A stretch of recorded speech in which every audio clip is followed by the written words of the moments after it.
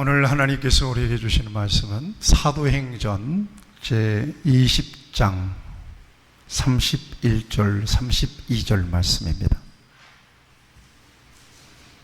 사도행전 20장 31절 32절 말씀.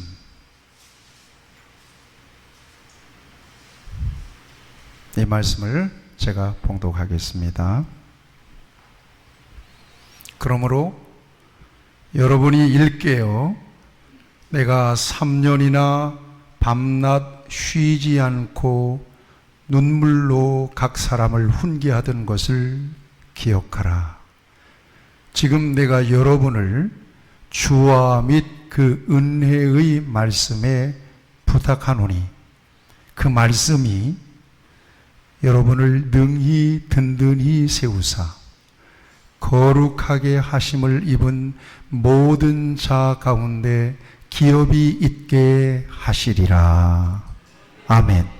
한번 축복하시죠. 축복합니다.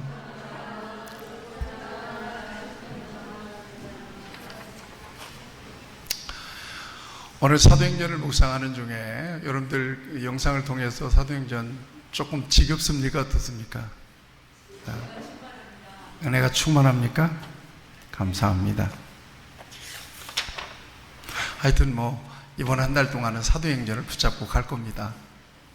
사도행전을 묵상하는 중에 사도행전적인 성령의 역사를 경험하는 저와 여러분들이 되기를 바랍니다.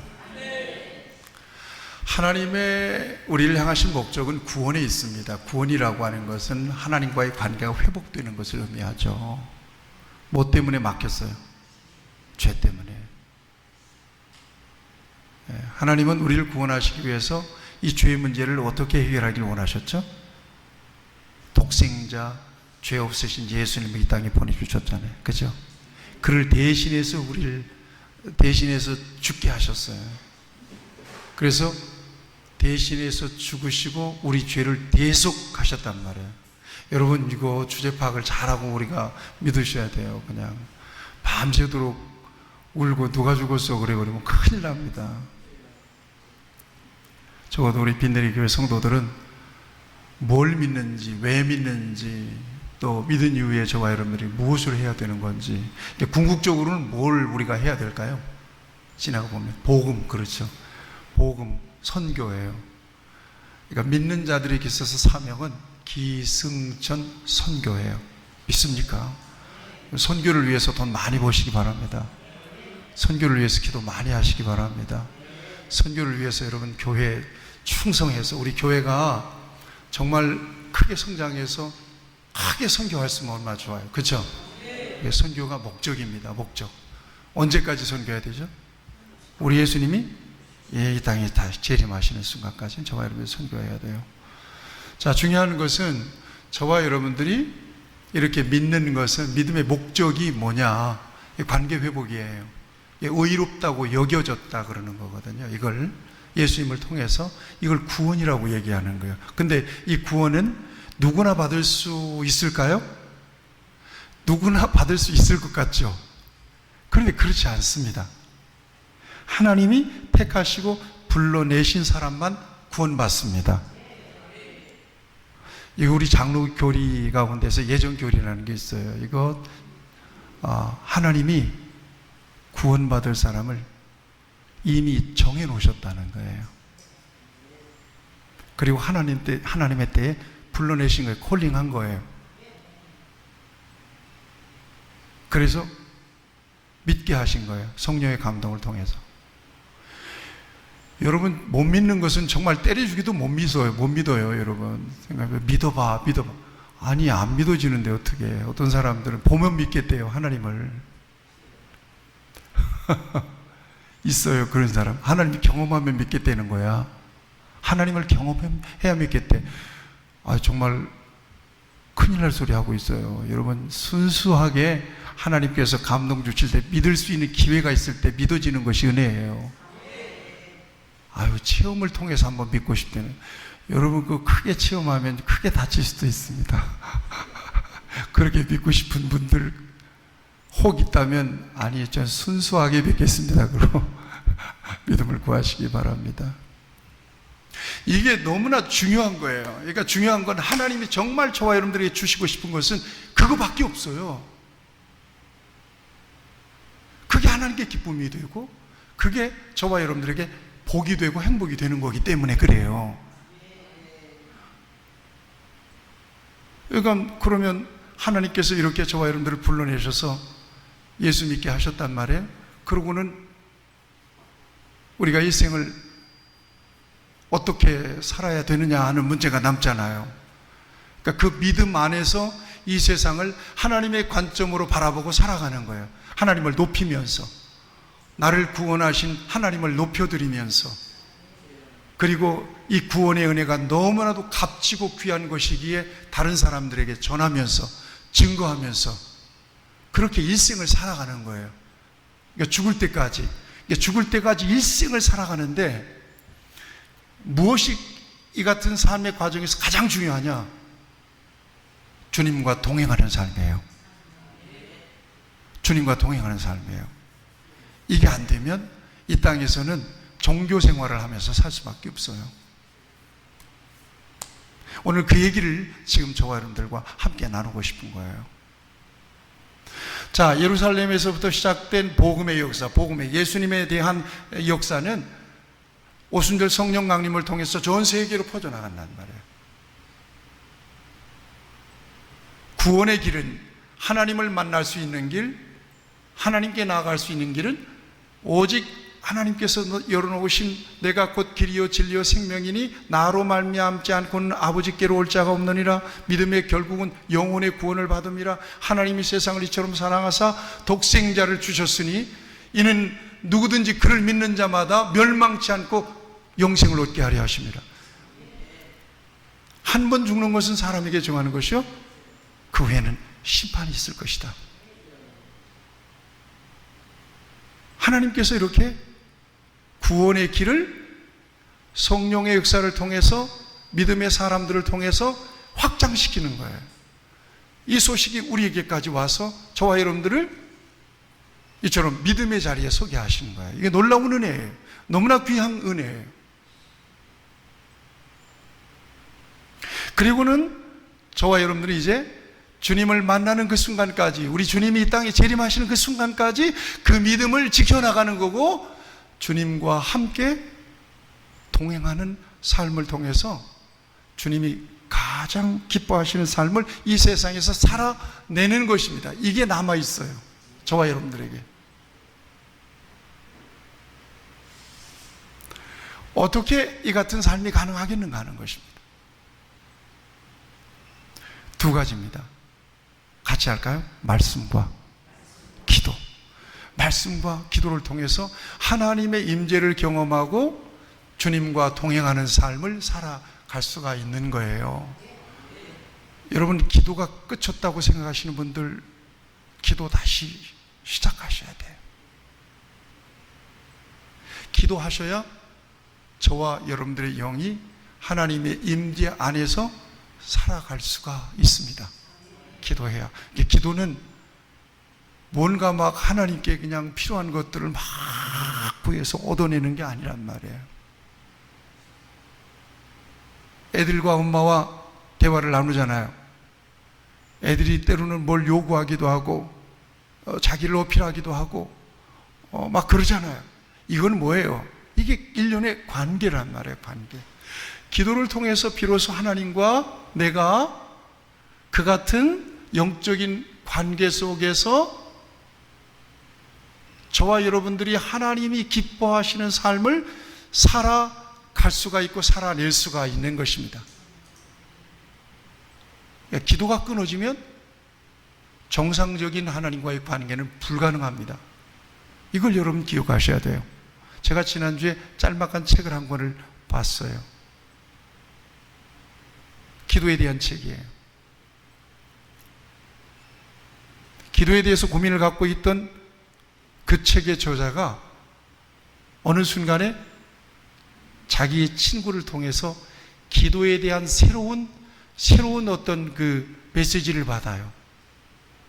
그 친구는 항상 예수님을 어떻게 느끼는가 하면 예수님을 항상 곁에 계신 분으로 느끼고 주님의 임재를 느끼면서 대화를 나눈다는 거예요. 이게 참 쉬운 것 같잖아요. 이미 우리가 알고 있는 기도의 의미일 수도 있습니다. 그런데 대부분 이렇게들 못하고 사는 사람들이 대부분 많습니다. 항상 주님이 곁에 계셔서 나와 소통하는 삶을 살아가는 거예요. 그래서 소통하면서 하나님의 나를 향하신 뜻을, 계획을 이해하고 하나님이 기뻐하시는 일이 무엇인가를 깨닫고 그분의 뜻에 맞추어서 살아갈 수가 있는 거예요. 이게 주님과 동행하는 삶이에요.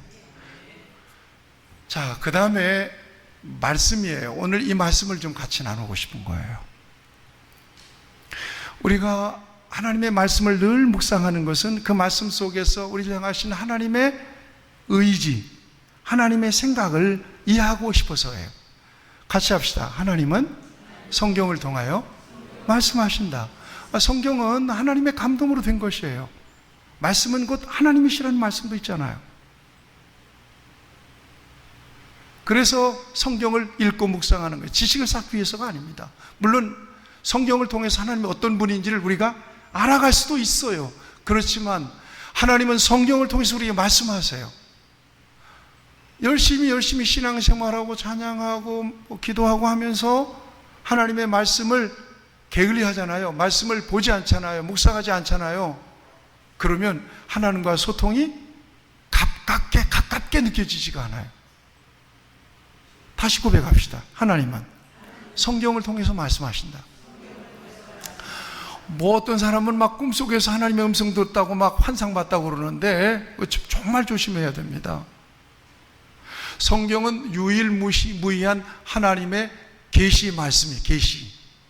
그래서 성경을 통해서 하나님 우리에게 말씀하시기 때문에 어떤 경로를 통해서든 성경을 통해서 주시는 하나님의 음성을 저와 여러분들이 들을 수 있어야 되고 하나님의 말씀에 저와 여러분들을 노출시킬 수 있어야 되는 거죠.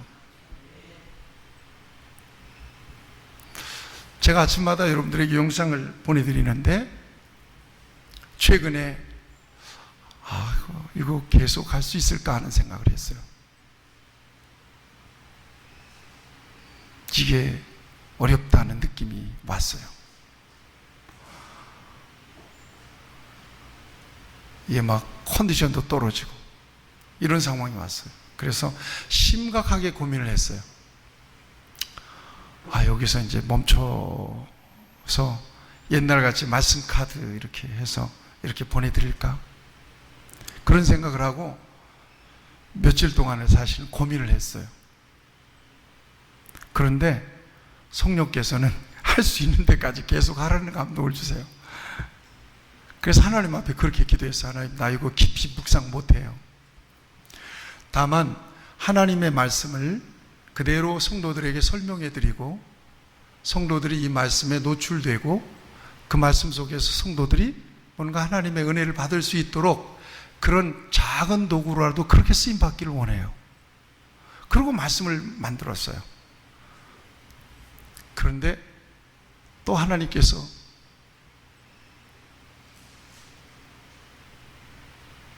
카메라 앞에 탁 서면 영감을 주세요.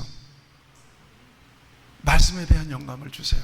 그렇게 해서 만들어져서 여러분들에게 보내지는 것들이거든요. 나는 여러분들이 그 말씀을 통해서 막 깊은 은혜를 받았으면 좋겠습니다. 그런 소원도 있지만 이 말씀의 흐름, 그 속에서 저와 여러분들을 발견할 수 있는 그런 도구로 이 말씀 영상이 쓰여졌으면 좋겠다는 기대가 있습니다. 할 수 있는 데까지는 최선을 좀 다해보려고 하는 마음이 있습니다. 여러분, 하나님께서 우리에게 주시는 말씀은 하나님의 생각을 그대로 우리에게 비춰주시는 것입니다. 신앙의 여정에 있어서 이 말씀은 저와 여러분들이 주님 앞에 서는 순간까지 하나님이 정말 기뻐하시는 삶을 살아가게 하는 가장 중요한 지침입니다. 근데 그 말씀에 둔감하고 말씀에 무지하게 되면 심각한 영적인 딜레마에 빠져버리고 말아요. 방향을 잃어버리고 말아요.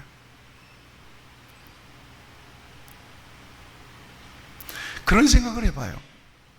뭐냐? 주님 앞에 서는 순간까지 내 믿음을 지켜나가는 데 있어서 정말 교회가 소중하구나. 그런 말도 있잖아요. 혼자 가면 빨리 갈 수 있지만 같이 가면 멀리 갈 수 있다. 주님 앞에 서는 순간까지 우리의 믿음을 지켜내는 데 있어서 하나님의 교회가 굉장히 중요하구나. 왜냐? 교회를 통해서 이 시간 저와 여러분들이 하나님 앞에 집중하잖아요. 그리고 신앙 고백을 하는 동질감이 있는 영적인 동지들을 만나잖아요. 같이 격려하는 거예요. 같이 기도하는 거예요. 같이 힘을 북돋아 주는 거예요. 축복하는 거예요. 이곳에서 섬김과 사랑을 통해서 하나님 나라를 경험해 보는 거예요. 이건 굉장히 중요해요. 중요해요. 교회가. 교회 생활 정말 중요해요.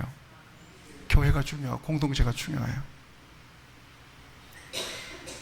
자, 그런데 우리가 어느 순간에 어쩔 수 없는 상황에서 홀로 될 때가 있잖아요. 여러분 병원에 가면 혼자 있어야 되잖아요. 그럴 때는 어떻게 할 거예요? 우리의 믿음을 어떻게 지켜낼 거예요? 어르신들 새벽에 나오는 우리 사모님 한 분의 어머님이 90이 되셨는데 엊그저께 넘어지셔서 고관절이 부러졌대요. 그래서 병원에 입원하셨다는데 연로하신데 고관절이 부러져서 병원에 입원하셨으면 여러분 그분이 일어나서 활동한다는 게 굉장히 많이 어려워지겠잖아요. 오늘 아침에는 기도의 제목을 담아서 아무개 권사님 위에서 기도하시서 기도의 제목을 담아서 감사의 예물을 드리던데요. 여러분 생각해 보세요. 그런 상황이 되었을 때 저와 여러분들의 믿음은 어떻게 지켜내야 되는 거예요? 주님과 어떻게 동행하는 삶이 가능하겠어요? 그런 속에서 이를테면 천재지변이 났다든가 전쟁이 터졌다든가 그러면 결국은 하나님과 나 자신의 1:1 관계 속에서 우리의 믿음을 지켜내는 수밖에는 없거든요. 가수 윤도현 씨가 한동안 안 보였대요. 나는 그 사람이 나왔는지 안 나왔는지도 모르겠는데. 근데 엊그저께 나와서 인터뷰를 한 걸 제가 읽어보니까 암에 걸렸대요. 무슨 암에 걸렸는데 자기가 일생에 죽을 수도 있겠구나 하는 절망적인 생각을 했었답니다. 여러분 생각해 보세요. 대중 스타들은요 무대를 한번 선거나 아니면 자기 얼굴만 한번 비춰줘도 굉장하더라고요. 그분들 수입이.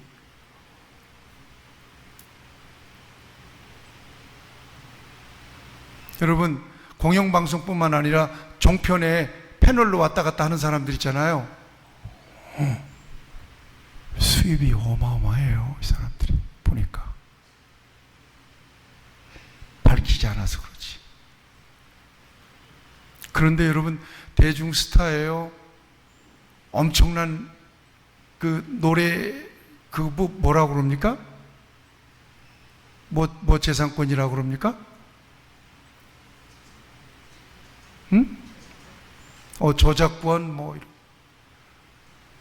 무대 한번 서면 엄청나잖아요. 여러분 그런 사람들이 언제 죽음에 대해서 생각할 수 있을까요? 그런데 딱 인생의 브레이크가 걸려버렸어요. 죽음을 생각했대요. 그러면서 그분이 그런 얘기를 해요. 정말 가장 무서운 게 절망이더라 하는 얘기를 해요. 죽음보다 무서운 것은 절망이었습니다. 그런 얘기를 하더라고요. 여러분 생각해 보세요. 우리 인생은 굉장한 변수들이 많지 않습니까? 그 속에서 하나님께서 내게 선물로 주신 그 믿음을 무엇으로 어떻게 지켜낼 수가 있겠느냐 하는 것이에요. 결국은 하나님과 나 1대1 관계예요. 그때는 뭐 교인들 신방도 안 돼요. 목사님을 찾아도 신방도 안 돼요. 혼자 그렇게 주님과 나와의 관계를 유지하다가 하나님 앞에 서게 되는 거거든요. 그런데 여러분, 교회 생활 아까 얘기했잖아요. 교회 생활이 왜 그렇게 중요하냐? 평소에 교회 생활을 통해서 하나님의 은혜가 충만해지면 그렇게 내 인생에 변수가 생겨서 홀로 되었을지라도 그 믿음을 건강하게 지켜나갈 수 있는 힘을 가져요. 그런데 그것도 없잖아요. 그러면 내 인생은 아주 공허해져 버리는 거예요. 막판에 여러분 내 인생이 공허해진다고 생각해 보세요. 얼마나 두려운 일이에요 이게. 그러고 보면 주님과 동행하는 삶에 있어서 가장 중요한 것은 주님과 끊임없이 호흡하듯이 기도하는 거고요. 이건 관계를 지켜내는 가장 중요한 일입니다. 그 다음에 말씀이에요.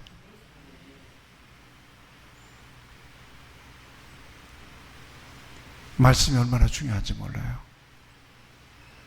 말씀이 내 영혼에 들어가지 않으면요, 내 영혼은 줄입니다. 메마릅니다. 목마릅니다. 그러면요, 영은 공허해지기 시작해요. 말씀이 내 영을 붙잡아 주지 않으면요, 세상 것들을 붙잡으려고 그래요. 세상 것들도 양이 안 차잖아요. 그러면 확 공허해져 버리는 거예요.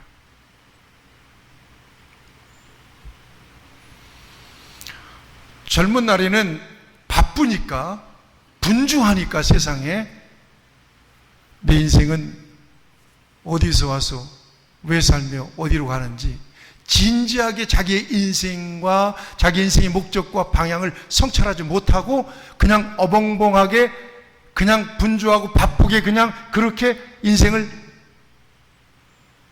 살아갈 수도 있습니다. 그렇지만 어느 순간에 내 인생이 하나님 앞에 딱 섰을 때 내 인생의 공허를 확 느끼게 되면 그때는 내 영혼은 방황하는 거예요. 내 인생은 방황하는 거예요.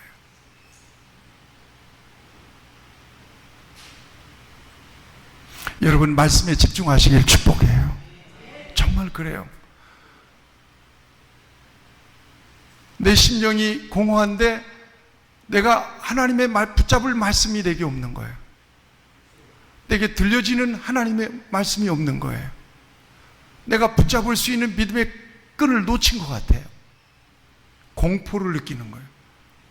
그리스도인들이 가장 두려운 순간은 바로 이 순간이에요.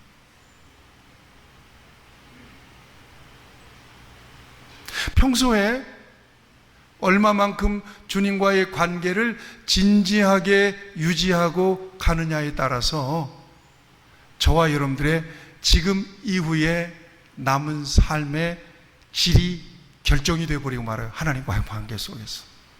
지금은 그냥 가는 거예요. 이렇게 저와 여러분들. 그러니까 잘 모르죠. 그런데 내 믿음, 내가 지켜내야 되는 그 순간이 딱 왔을 때, 그때 내가 붙잡을 수 있는 그 어떤 영적인 끈이 없다고 느껴지면 내 영혼은 아주 공허해져 버리고 마는 거죠. 두려운 순간이에요. 그런 차원에서 오늘 이 말씀, 2절 말씀을 봤는데 이 말씀은 저와 여러분들에게 굉장히 중요한 영감을 줘요. 사도 바울이 3차 전도여행을 마치고 밀레도라고 하는 항구에서 에베소 사람들을 보면서 에베소 장로들을 불러요. 왜 하필이면 에베소 장로들을 불렀을까요? 에베소가 가까웠을까요? 아니었다는 생각이 들어요. 바울의 선교 여정에 보면 에베소에서 가장 진지하게 복음을 전했습니다. 에베소에서 굉장히 다양한 여러 가지 경험을 했습니다. 그러니까 가장 머릿속에, 마음속에 깊이 각인되어 있던 도시가 바로 에베소입니다. 3년 동안. 그러니까 에베소에서 복음 전하는데 막 방해를 받으니까 두란노라고 하는 소원에 가서 거기서 하나님 나라 복음을 전했잖아요. 말씀을 전했잖아요. 그런데 또 뭐 그냥 아데미 신전이 있는데 그 아르테미의 그 신상을, 은신상을 만들어서 파는 데메드리오라고 하는 사람이 막 우상 섬기지 마라. 사람이 손으로 만든 것은 신이 아니다. 바울이 그렇게 전하니까 아니, 우상 만들어서 파는 사람들이 손해가 막급하잖아요. 그러니까 공장 직원들과 함께 그냥 스트라이크를 일으키는 거예요. 거기서 죽을 뻔했어요, 바울이. 그런 경험들을 했던 데가 바로 에베소입니다. 그렇게 3년 동안을 밤낮 울면서 눈물로 복음을 전했던 지역이 바로 에베소인데, 그렇기 때문에 이제 3차 전도여행 마치고 예루살렘에 올라가게 되면 이제 여러분들이 앞으로 남은 사도행전의 일정을 통해서 보겠습니다만, 다시 예루살렘에서 바울이 에베소 장로들을 만나지 못하고 로마로 가서 거기서 순교하지 않습니까? 그러니까 마지막 만남인 거예요. 바울도 알아요. 그래서 얘기하잖아요. 뭡니까? 오늘 앞에서 한번 볼까요?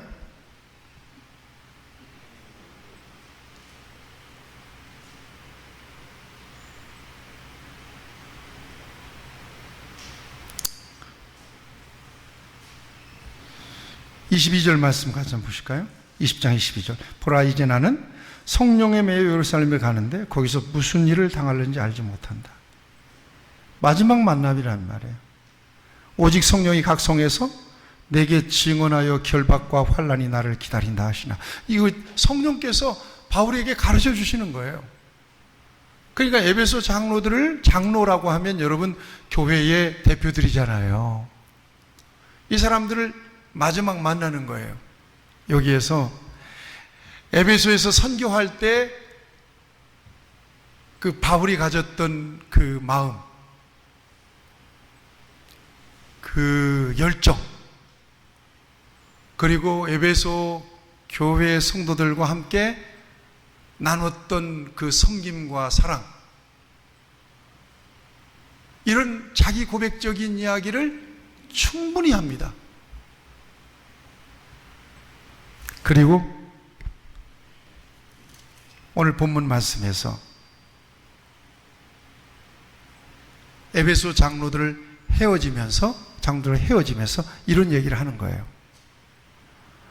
그러므로 여러분이 일깨어 내가 3년이나 밤낮 쉬지 않고 눈물로 각 사람을 훈계하던 것을 기억하라.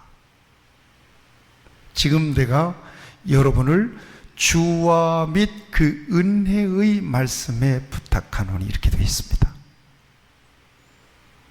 바울이 또 만나서 그들에게 하나님 말씀도 전해주고, 그 다음에 그들을 축복하기도 하고, 그럴 수 있으면 참 좋았을 텐데 다시 못 만나요. 그러자 바울은 에베소 장로들에게 주와 및 그 은혜의 말씀에 부탁하노니 그랬어요. 말씀을 의인화해서 장로들에게 얘기해요. 말씀에 너희들을 부탁한다. 주님과 말씀에 당신들을 부탁한다.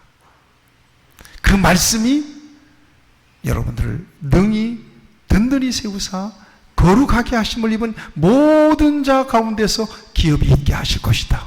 말씀에 부탁하고 떠납니다. 말씀이 여러분들을 목회할 거다. 여러분들을 가르칠 거다. 여러분들을 세울 거다. 맨날 교회에 와서 성경 읽고 기도만 하고 있으면 얼마나 좋겠어요. 삶의 자리에 저와 여러분들이 있어요. 그 삶의 자리에서 여러분들의 영혼, 여러분들의 삶, 여러분들의 생명, 여러분들의 사업, 이 모든 경영을 컨트롤 하실 수 있는 분은 말씀이라는 것입니다. 이것을 말씀하고 있는 것입니다.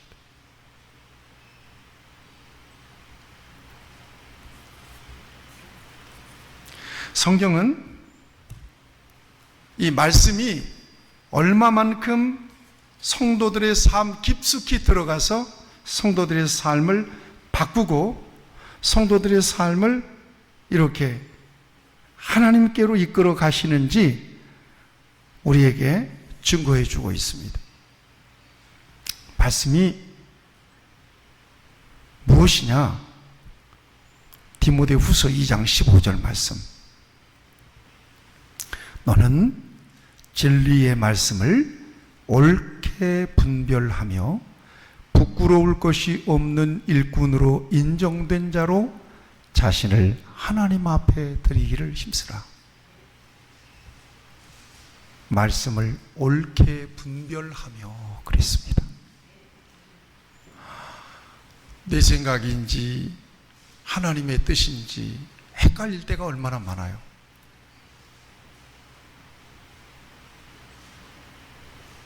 말씀을 통해서 분별하라. 또 말씀이 있습니다. 히브리서 4장 12절을 보면 우리가 잘 아는 말씀, 하나님의 말씀은 살아있고 운동력이 있다는 거예요. 그러니까 말씀이 들어오면 우리의 생각과 우리의 마음을 움직이고 우리의 삶을 움직인다는 것입니다. 디모데후서 3장 16절 이하에서도 보면 우리를 교훈하기도 하고 책망하기도 하고 바르게 하기도 하고 의로 교육하기에 유익한 것이 하나님의 말씀이라는 것입니다. 그러니까 말씀의 지배를 받고 말씀의 통제를 받고 말씀의 인도를 받으며 살아가는 삶이 주님과 동행하는 삶이 된다는 것입니다. 여러분, 오늘 이 시대 속에서 저와 여러분들에게 있어서 정말 필요한 것이 바로 이겁니다. 하나님의 말씀을 대할 때 여러분들이 말씀을 정보로 대해서도 안 되고요, 말씀을 저와 여러분들이 지적인 욕구를 충족하기 위해서도 봐서도 안 되고요, 하나님의 말씀은 살아있는 인격적인 하나님의 음성입니다. 같이 합시다. 하나님의 말씀은 나를 향하신 하나님의 음성입니다. 아멘. 그리고 내게 주신 그 하나님의 음성이 내 심령에 새겨져서 믿음의 고백이 될 때 하나님은 그 말씀대로 저와 여러분들의 삶에 놀라운 하나님의 역사를 나타내 주시는 것입니다. 그래서 시편 기자가 이렇게 고백을 해요. 내 눈이 주의 구원과 주의 의로운 말씀을 사모하기에 피곤하나이다.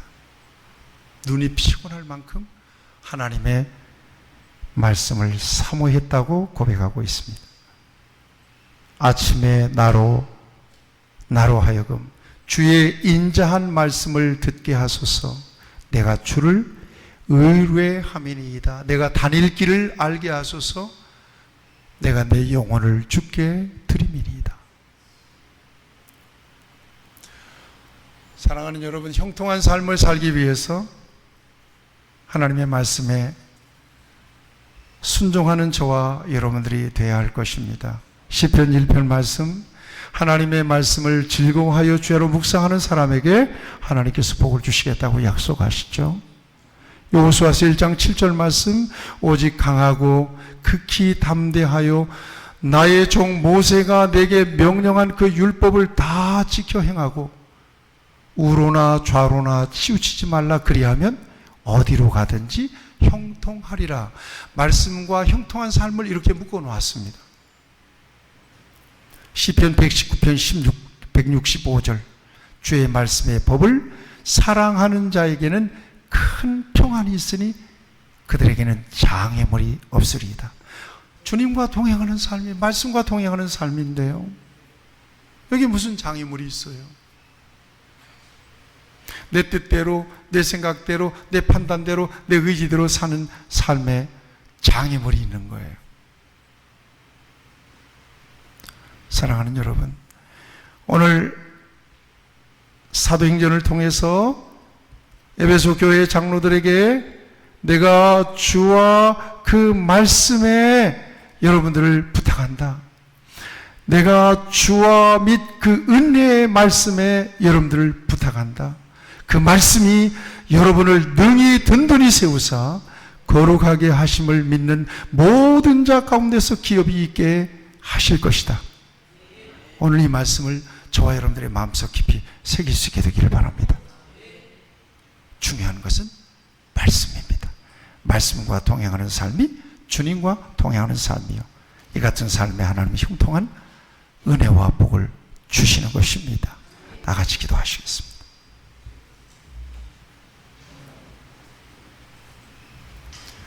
하나님 아버지, 우리에게 계시된 말씀을 통해서 주의 음성을 들려주시니 감사합니다. 언제나 내 생각과 내 마음을 이 말씀에 노출시키고 그 말씀에 굴복시키고 하나님의 선하신 뜻과 계획이 내 안에서 이루어지기를 사모하는 마음으로 영의 귀를 열어서 주의 음성 듣고 주의 말씀 듣기에 부족함이 없는 영성과 믿음으로 우리를 이끌어 주시기를 원합니다. 주님 앞에 서는 순간까지 다른 것이 아니라 끊임없이 주님과 기도로 대화하고 하나님의 말씀을 통해서 주님의 생각을 알고 주님의 뜻을 분명하게 확증하고 하나님께서 내게 주신 은혜로 순종을 통하여 그 말씀을 이루는 삶을 살게 하심으로 하나님의 생각, 나를 향하신 좋으신 하나님의 계획이 내 삶을 통하여 아름답게 이루어지고 풍성한 열매로 나타날 수 있도록 언제나 우리에게 말씀을 주시옵소서. 내 영이 목마르고 메마르지 않도록 언제나 내 영에 하나님께서 들려주시는 말씀과 주의 음성으로 충만하게 채워주시기를 원합니다. 그래서 주님이 원하시는 삶을 살기를 원합니다. 주님이 기뻐하시는 삶을 살기를 원합니다. 주님의 뜻을 이루는 삶을 살기를 원합니다. 주님, 그렇게 우리를 인도하여 주시옵소서. 삶의 정황 속에서 끊임없이 들려주시는 주의 음성이 우리의 심령에 깊이 새겨지게 하시고 그 말씀을 붙잡고 그 말씀을 가슴에 품고 주님과 함께하는 삶을 주님 만나는 그 순간까지 충만한 주님과의 관계 속에서 하나님께서 우리를 통해서 계획하신 아름다운 주의 역사를 감당하며 살아갈 수 있도록 우리를 인도하여 주시옵소서. 예수님의 이름으로 기도하옵나이다. 아멘.